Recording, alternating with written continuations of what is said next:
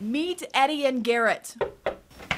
Hey there. They're at the home of Tony Gore. We're here with Ori Electric about your concerns about your high bill. Well, come on in. And they're on the lookout for energy vampires. Anything that sucks energy from your home and money from your wallet. We start out in what some consider the heart of the home, the kitchen. As we came in this home, I noticed that there's a light, task light here on. First up, a light left on. If you have 5 or 6 of these left on, that's $10 you could save right there on your bill. While that may only be a small amount, just flipping the switch off could still save you a couple dollars each month.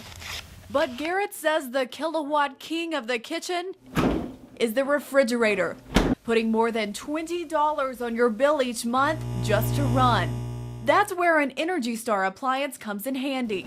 Appliances with this certification usually save about 20% of energy use and could save you about $100 a year. Garrett says another thing you can do is switch that fridge to an energy-saving mode. That could save you about 50 cents a month. And every little bit helps. Homes today do use much more electricity than they did, say, 20 or 30 years ago. That means more appliances like coffee pots, blenders, and bigger toasters. And that adds up to about $1 a month for each of these appliances. But there's not much you can do here. Just make sure and unplug them. Because each of these vampire appliances still suck a small amount of energy from your home, even when they're turned off.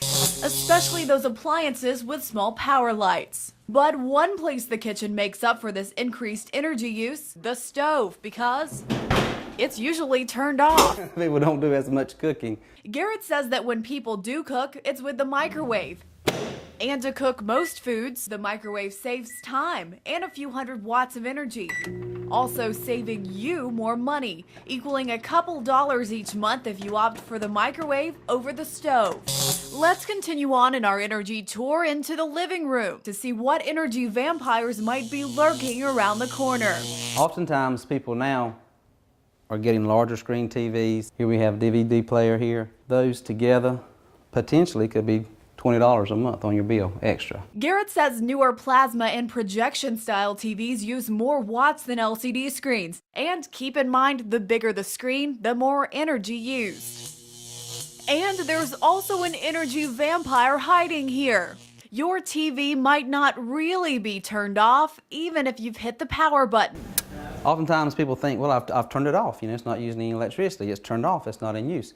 But it is still in a standby mode. By one Energy Star estimate, the average U.S. household spends $100 a year to keep these devices running on standby mode. To lower your bill. Garrett says while it is annoying, the only thing you can do is unplug it.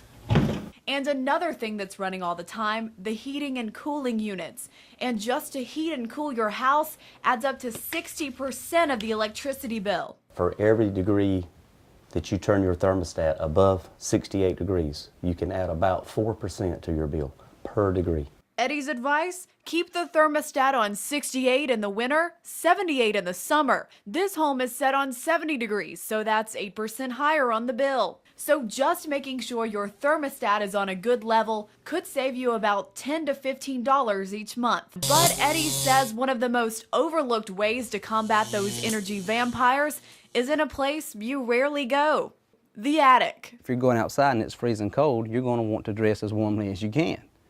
Extra clothing. Same way with insulation here. This home has about 14 inches of insulation. Just think of it as a vampire shield.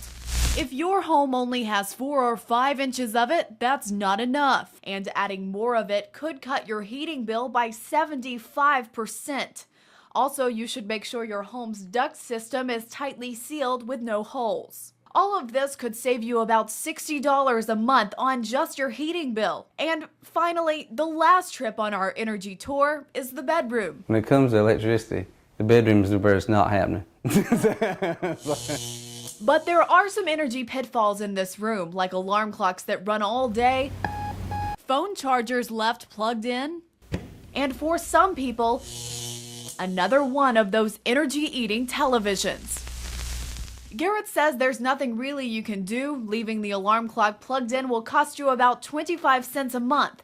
But you can unplug that television. Chances are you won't use it as often as the clock, and it will end up saving you more money anyway.